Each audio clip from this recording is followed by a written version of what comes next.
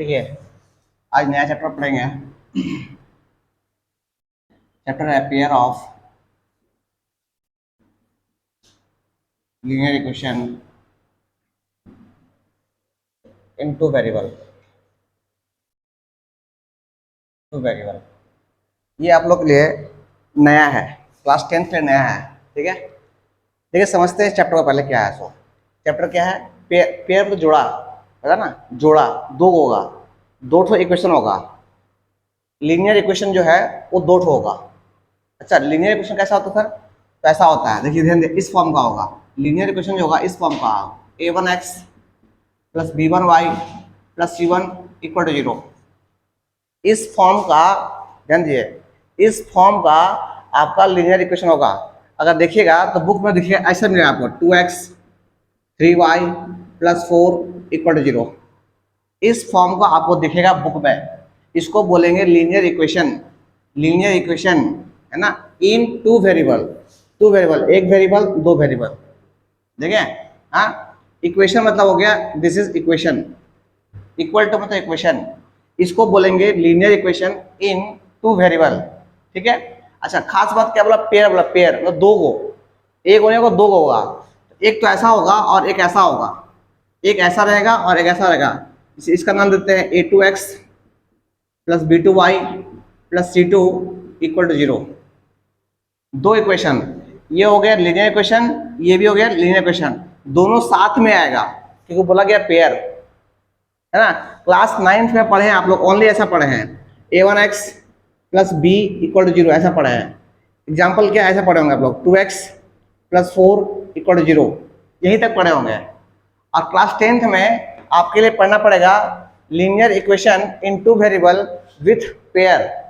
दो को पेयर होगा, दो को जोड़ा होगा। देखिए जोड़ा, एक ये है और इसका जोड़ा ये है। This is linear equation, this is linear equation. ठीक है। और खास कर क्या है? टू वेरिएबल, एक वेरिएबल दो वेरिएबल, एक वेरिएबल दो वेरिएबल। अच्छा, दोनों को सॉल्व क्यों करें सर? आया क्यों सर दोनों? दोनों इसीलिए आया कि दोनों को सॉल्व करके, दोनों को सॉल्व करके, ये दोनों को सॉल्व करके आपको फाइंड करना है। क्या फाइंड करना है? फाइंड करना है एक्स एंड वाई। मेनली यही काम है। जो वेरिएबल होगा उसी को निकालना है। जो वेरिएबल होगा, जैसे मान लीजिए यहाँ टी रहेगा, डब्ल्यू रहेगा, तो टी डब्ल्यू यहाँ पे भी रहेगा। तो दोनों को सॉल्व करना है, ये इक्वेशन और ये इक्वेशन, दोनों को सॉल्व कीजिए और आप एक्स और वाई निकालिए आप। अब वो सिखाएंगे सॉल्व कैसे करते हैं इसको। ठीक है। अच्छा, कुछ कुछ केस बनता है इसमें। केस क्या बनता है? तो केस बनता है, पहला केस है, केस देखिए ध्यान दीजिए, एक केस से समझना है आपको। पहला केस क्या है? अगर इफ a1 अपॉन a2 निकालिए आप। a1 ये वाला है, a2 दूसरा का है। a1 का निकालिए, a1 कौन होगा? x के साथ जो होगा वो a1 होगा, अब दूसरा x के साथ जो होगा वो a2 होगा। दोनों को निकालिए। अगर ये वाला बराबर नहीं है किसके? b1 अपन b2 के, है ना, तो बोलेंगे यूनिक सॉल्यूशन है। इसका मतलब बोलेंगे दिस इज यूनिक सॉल्यूशन। और इसके बाद, इससे पहले यूनिक सॉल्यूशन से पहले इसको बोलेंगे कंसिस्टेंट।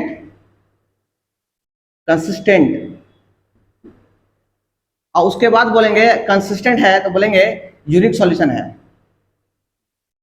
यूनिक सॉल्यूशन, यूनिक मतलब होता है एक सॉल्यूशन आएगा।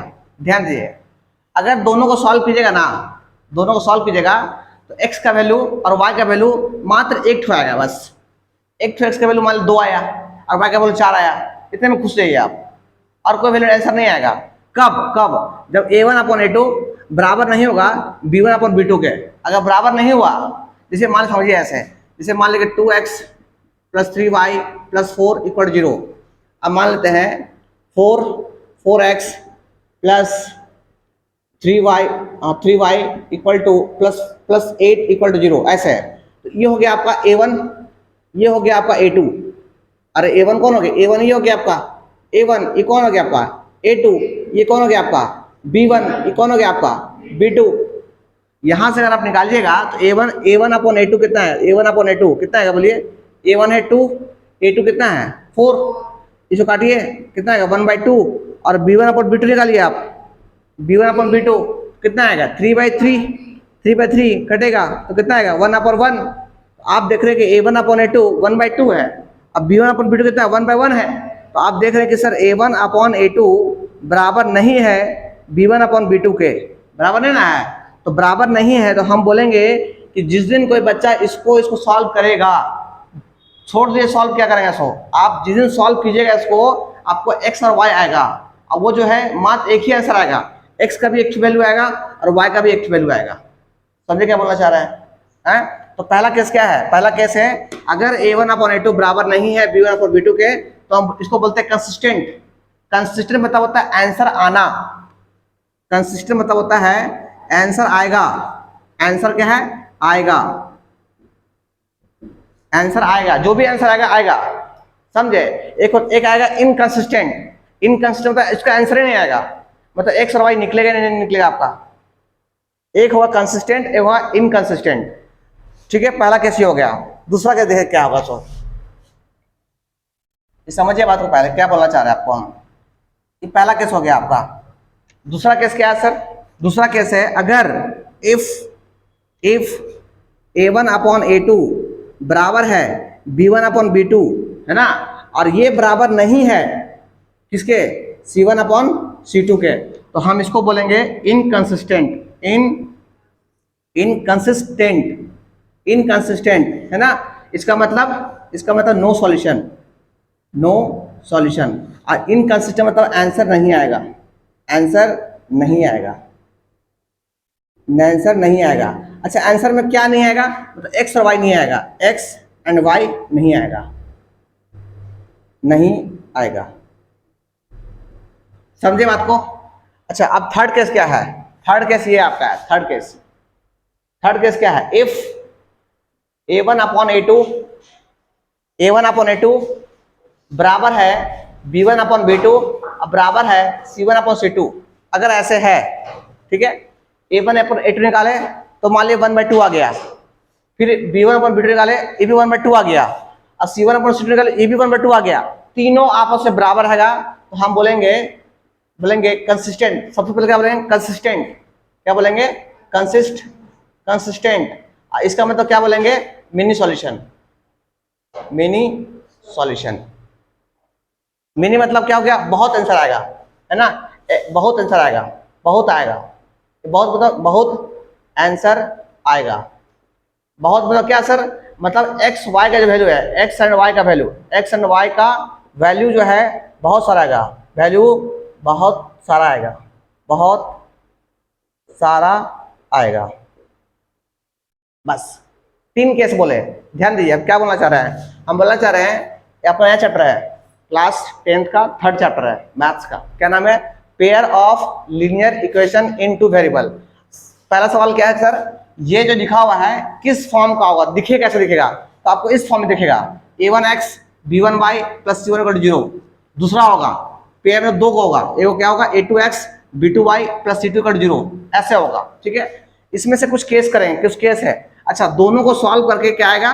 x और y आएगा, आपको x और y आएगा। अच्छा, आप सबको पूछेगा ना दोनों क्यों सॉल्व करेंगे? दोनों को सॉल्व करने से मेरा x और y आएगा, ठीक है, जो वेरिएबल होगा वो आएगा। अच्छा, दोनों को सॉल्व करने का कुछ तरीका है। अच्छा, उससे पहले कुछ तरीका क्या है? तरीका है कि केस है, केस क्या है? केस है, केस है। पहला केस क्या है? अगर A1/A2 बराबर नहीं है B1/B2 के तो हम बोलेंगे कंसिस्टेंट है। कंसिस्टेंट मतलब होता है यूनिक सॉल्यूशन, मतलब एक आंसर आएगा, एक सॉल्यूशन, एक सॉल्यूशन। दूसरा केस क्या है? A1/A2 बराबर है B1/B2 अब बराबर नहीं है C1/C2 तो हम बोलेंगे इनकंसिस्टेंट। इनकंसिस्टेंट मतलब होता है आंसर नहीं आएगा, मतलब x और y नहीं आएगा, है ना, मतलब नो सॉल्यूशन। मतलब अगर इस केस में, दोनों केस में A1/A2 बराबर B1/B2 और बराबर नहीं है C1/C2 के तो हम बोलेंगे इस इक्वेशन का कोई भी आंसर नहीं आएगा, x और y इसमें नहीं आएगा।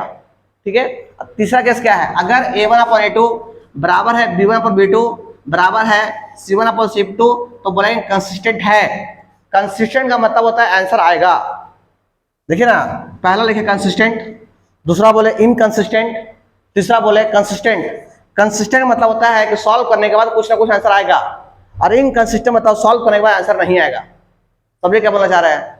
यहाँ बोले कंसिस्टेंट, मेनी सॉल्यूशन, मेनी मतलब इनफाइनाइट सॉल्यूशन, बहुत आएगा आंसर, मतलब एक्स का वैल्यू बहुत सारा आएगा, एक आंसर नहीं आएगा 100। आप बोले एक्स का वैल्यू 1 आएगा, 2 आएगा, 3 आएगा, 4 आएगा, बहुत सारा आंसर आएगा। इसी तरह वाई का वैल्यू जो आंसर आएगा वो भी बहुत सारा आएगा, ठीक है। और इस केस में जो आंसर आएगा एक्स वाई का वो बस एक ही आएगा, एक्स एक वैल्यू आएगा, वाई का वैल्यू आएगा, और इस केस में आंसर नहीं आएगा। समझे क्या बोले सो है? जल्द से कॉपी कर ले पहले इसको आप।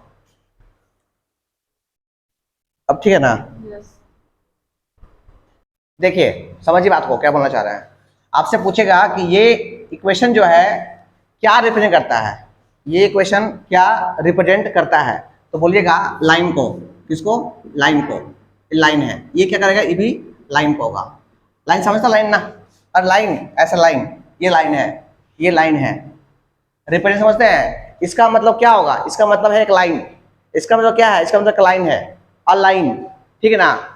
इसका मतलब होता है एक लाइन है, इसका मतलब एक लाइन है। अब समझिए बात को, अगर a1/a2 बराबर नहीं है b1/b2 के बराबर नहीं है, इसका मतलब हुआ कि ये लाइन और ये लाइन आपस में कहीं ना कहीं मिलेगा एक पॉइंट पर, ऐसे ऐसे मिलेगा।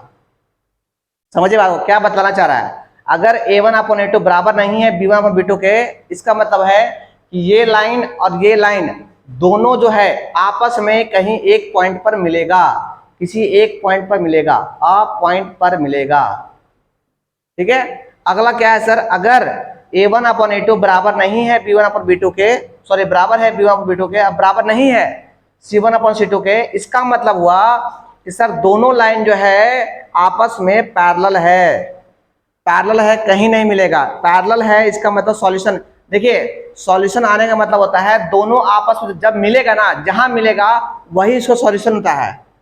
समझिएगा, अगर एक लाइन ये है और एक लाइन ये है, जहां मिला, जिस पॉइंट मिला, इसका और इसका सॉल्यूशन ये पॉइंट है। देखिए ये और ये मिला नहीं, जब नहीं मिला सॉल्यूशन नहीं आएगा, इसे लिखा गया नो सॉल्यूशन। समझ बात को? आपसे पूछेगा कि अगर a1/a2 बराबर है b1/b2 बराबर नहीं है c1/c2, इसका मतलब क्या हो गया? आप बोलेगा इनकंसिस्टेंट, मतलब नो सॉल्यूशन। और ग्राफ में क्या है? तो बोलेगा दोनों लाइन जो है पैरेलल है। अगर दोनों पैरेलल है इसका मतलब नो सॉल्यूशन।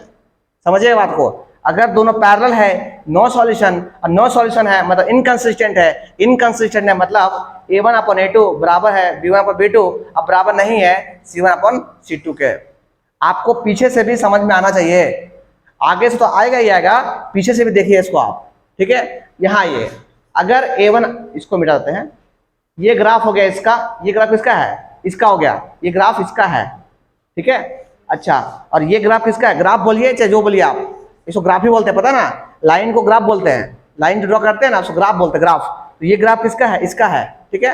अच्छा देखिए a1/a2 बराबर है b1/b2, है ना, और बराबर है c1/c2, इसका मतलब क्या बोलता है? कंसिस्टेंट है, मिनी सॉल्यूशन है ना। इसका मतलब क्या सर? कि सर एक लाइन ये और दूसरा लाइन जो है, ध्यान दिए, दूसरा लाइन जो है इसी पे चढ़ा हुआ है, इसी पे चढ़ा हुआ है, इसलिए बोला गया इनफाइनाइट सॉल्यूशन। देखिए हर जगह मिला है, यहाँ मिल रहा है, अरे एक दूसरे मिल रहा है ना, आपस में मिल जा रहा है, एक बार मिल गया तो यहाँ मिल रहा है, यहाँ मिल रहा है, यहाँ मिल रहा है, यहाँ मिल रहा है, यहाँ मिल रहा है, यहाँ मिल रहा है, यहाँ मिल रहा है, हर जगह मिल रहा है, इसलिए बोला गया है मिनी सॉल्यूशन। हर जगह मिल रहा है इसलिए मिनी सॉल्यूशन। ये एक जगह मिला इसलिए बोले यूनिक सॉल्यूशन, और कहीं नहीं मिला नो सॉल्यूशन। समझे क्या बोलना चाह रहे हैं? ग्राफ से क्या समझना है? ग्राफ से समझना आपको कि अगर दोनों लाइन पैरेलल है नो सॉल्यूशन, अगर दोनों लाइन एक पॉइंट मिल रहा है मतलब यूनिक सॉल्यूशन, और दोनों कोइंसाइड कर रहा है, इसको बोलते हैं, इंग्लिश में बोलते हैं कोइंसाइड करना, आपस में मिल जाना, कोइंसाइड करना, और कोइंसाइड कर गया मतलब मिनी सॉल्यूशन, ठीक है। समझिए अगर दोनों लाइन मैच कर, दोनों लाइन मिल गया, दोनों लाइन कोइंसाइड कर गया, कोइंसाइड कर गया, दोनों लाइन आपस में कोइंसाइड कर गया मतलब मिनी सॉल्यूशन, मतलब कंसिस्टेंट, मतलब क्या? a1/a2 बराबर है b1/b2 अब बराबर है c1/c2, ठीक है। अच्छा, नो सॉल्यूशन का एक और मतलब होता है, इसको क्या बोले? Parallel line. क्या बोले? Parallel line, parallel line. समझिएगा, अगर पैरेलल लाइन है मतलब नो सॉल्यूशन, ठीक है। इसको भी ग्राफ ड्रॉ कर लीजिए आप लोग, ग्राफ को ड्रॉ कर लीजिए।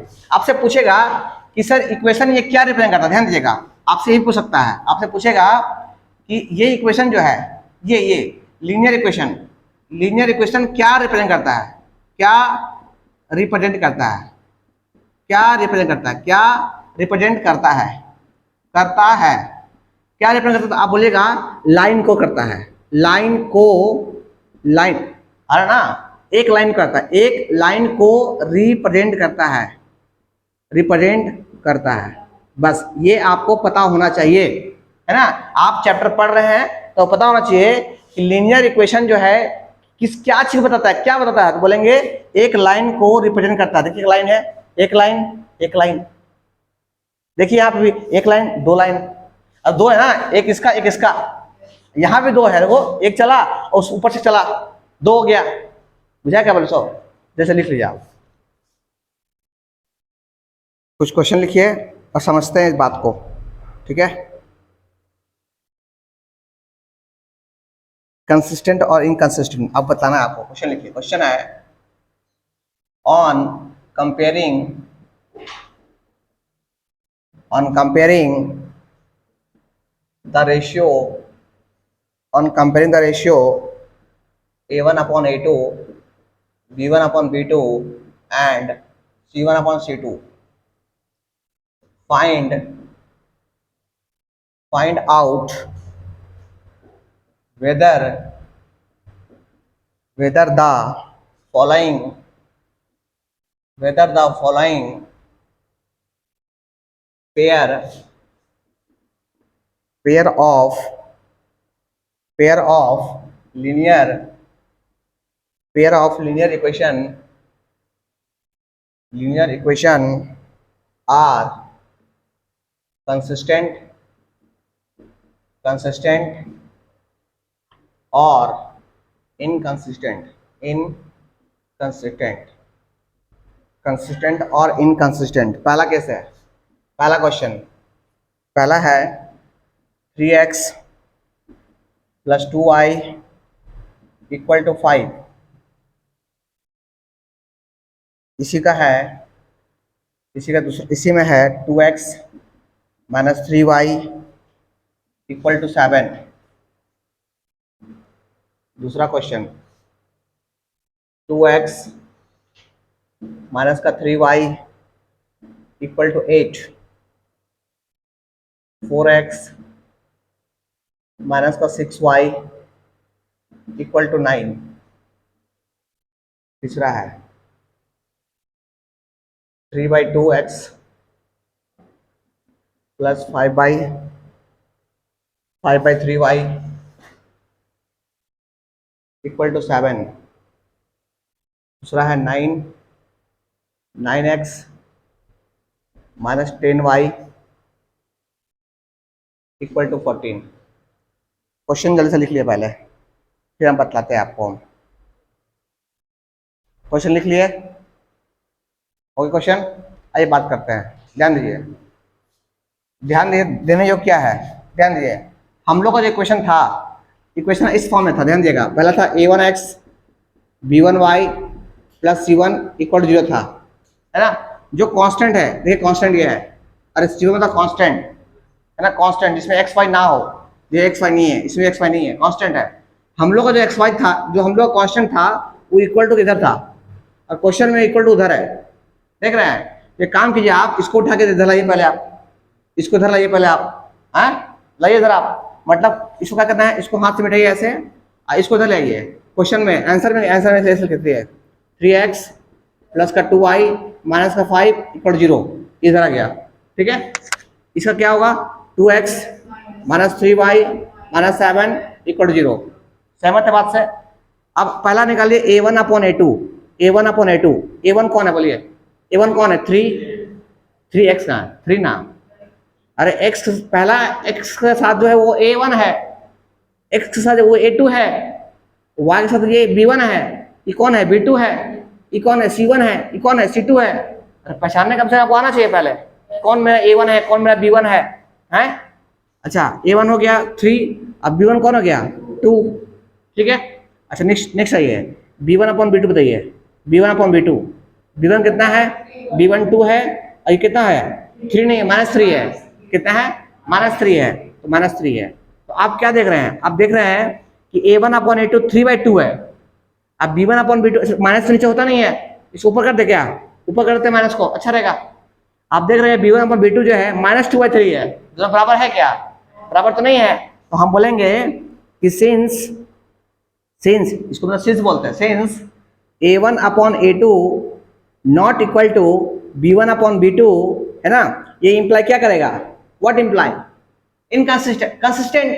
अरे क्या था हम लोग का, अगर A1 अपॉन A2 बराबर नहीं है B1 अपॉन B2 का, तो क्या बोलेंगे, कंसिस्टेंट, क्या बोलेंगे, कंसिस्टेंट। अरे ये तो बोला था, अरे आपसे क्या पूछा गया है कि आप क्या बोल रहे हैं, कंसिस्टेंट है कि इनकंसिस्टेंट है, तो क्या हो गया, कंसिस्टेंट है। अरे सोचा क्या बोलना चाह रहा है, अरे कंसिस्टेंट है ना जी। इनकंसिस्टेंट मतलब क्या होता है कि भैया A1 अपॉन A2 बराबर B1 upon B2 not equal to C1 upon C2, inconsistent. समझे क्या बोलना चाह रहे हैं, यहाँ ये इसको सॉल्व कीजिए, ये हो गया पहला हो गया कंसिस्टेंट। आपको बताना है कि कंसिस्टेंट है कि इनकंसिस्टेंट है, बस आपको बतलाना है कि 1 2 3 ये कंसिस्टेंट है कि इनकंसिस्टेंट है। समझिए मेरी बात को, कंसिस्टेंट होने के लिए क्या होना चाहिए, पहला A1 upon A2 not equal to B1 upon B2, ये हो गया कंसिस्टेंट का पहला केस है। दूसरा केस क्या था, A1 अपॉन A2 ये क्या हो गया, कंसिस्टेंट, क्या हो गया, कंसिस्टेंट। और दूसरा क्या होगा, A1 upon A2 equal to B1 upon B2 है ना, और not equal to C1 upon C2, तो क्या हो गया, इनकंसिस्टेंट।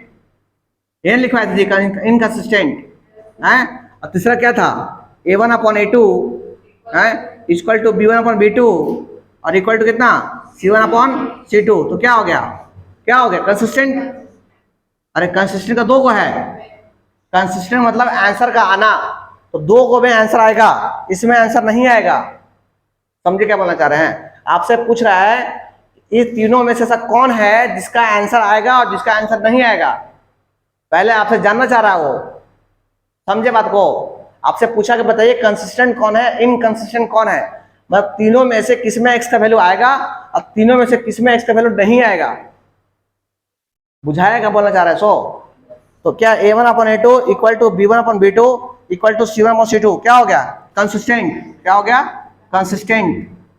कंसिस्टेंट का मतलब होता है आंसर का आना, इनकंसिस्टेंट मतलब आंसर का नहीं आना, ठीक है।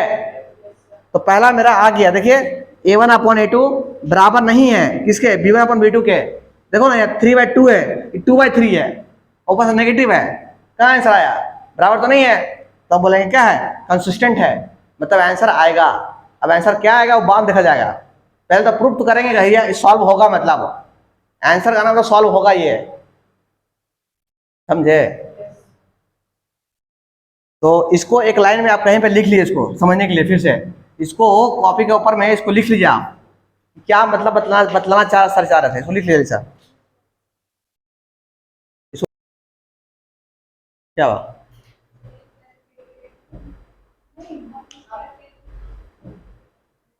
ठीक है, बढ़िया किया, ठीक है, कॉपी कर लिए, छोटे कॉपी कर लिए। देखिए समझ लिए फिर से, ये हो गया आपका A1, ये हो गया आपको B1, इसको इधर ले आएंगे, इधर ले आए, पहले सबसे पहला काम इसको इधर लाए, इसको इधर लाए, क्यों सर, क्योंकि हम लोग का मेन इक्वेशन जो होता है, मेन इक्वेशन जो है वो इस फॉर्म का A1 B1 और C1 इधर है, इक्वल टू 0 था, ठीक है। अच्छा इसको लिख दिए इस फॉर्म में, इसको लिख दिए इस फॉर्म में। अब क्या किए, A1 अपॉन A2 तो 2/4 2/4 1/2, B1 अपॉन B2 कितना हो गया, -3 -6 कटेगा तो 1/2, C1 अपॉन, देखिए दोनों बराबर हो गया, आगे बढ़ना पड़ेगा हमको, आगे बढ़ेंगे C1 अपॉन C2, C1 कितना है, C1 कितना है -8 और C2 -9, माइनस कट गया, 8/9 आ गया। आप देख रहे हैं कि सर A1 अपॉन A2 बराबर है B1 अपॉन B2 के, बराबर नहीं है C1 अपॉन C2 के, इसका मतलब क्या हो गया, इनकंसिस्टेंट मतलब क्या हो गया, आंसर नहीं आएगा, ठीक है। अच्छा आगे देखिए, इसको उधर ले आए, तो माइनस हो गया, ये माइनस है, तो यहाँ से देखिए, यहाँ से A1 अपॉन A2 कितना हो गया, A1 3/2, A1 A2 कितना है 9 में 1 लिख दिया इसको हम लोग, ये बाहर से बाहर मल्टीप्लाई, अंदर से अंदर मल्टीप्लाई, तो 3/3 कहाँ गया, 3 में 3 और 9 to 18 तो 1/6 आ गया। A1/A2 1/6 आ गया। B1/B2 B1 कितना है 5/3 लाइन B2 कितना है -10 इसको -10 आप 1 लिख दिए बाहर से बाहर का मल्टीप्लाई अंदर से अंदर का मल्टीप्लाई जब मल्टीप्लाई कर दिए हैं तो इसको कितना आ गया दिस इज 5 पंजा 5 और 30 हो गया 5/-30 कटेगा तो -1/6 ठीक है दोनों बराबर नहीं है तो बोलेंगे सिंस A1/A2 बराबर नहीं है B1/B2 के इसका मतलब कंसिस्टेंट